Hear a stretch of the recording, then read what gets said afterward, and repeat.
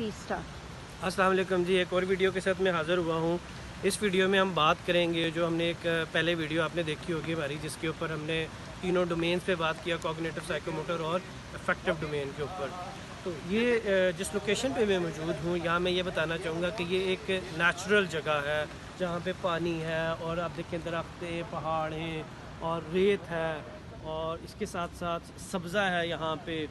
और पत्थर हैं। तो इस जगह को अगर आप गौर से देखें और फिर एक छोटी सी डिस्कशन हम करते हैं इस जगह के हवाले से कि अगर एक कमरे में बच्चा बैठा हुआ है, दरो दीवार है, उस्ताद है, उसकी निस्बत अगर इस बड़े कमरे में लेके आ जाएं बच्चे को, जहाँ पे दरो दीवार के अलावा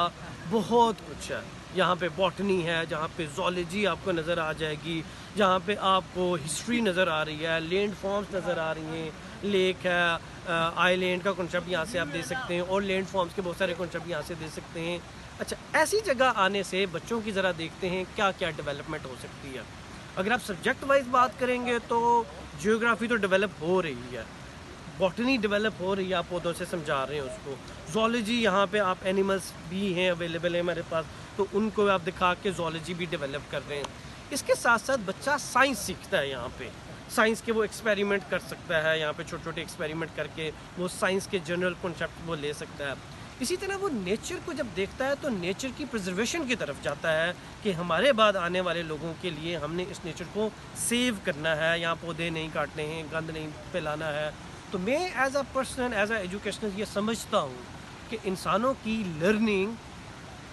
ओपन एनवायरनमेंट, ऐसी जगहों पे जहाँ पे कुदरती फितरती नज़ारे हैं, वहाँ पे ज़्यादा होती है बनिस्बत के एक आर्टिफिशियल एनवायरनमेंट, जिसको आप स्कूल कह लें, क्लास कह लें, तो उसकी निस्बत ज़्यादा होती है। तो इसलिए अपने बच्चों को हमेशा एक्सपोजर दें, अपने बच्चों पे चिप्स लेस पे पैसे खर्चे करने बजाय ऐसी जगहों पे ले जाने पे अखराजात करें। जज़ाकल्लाह।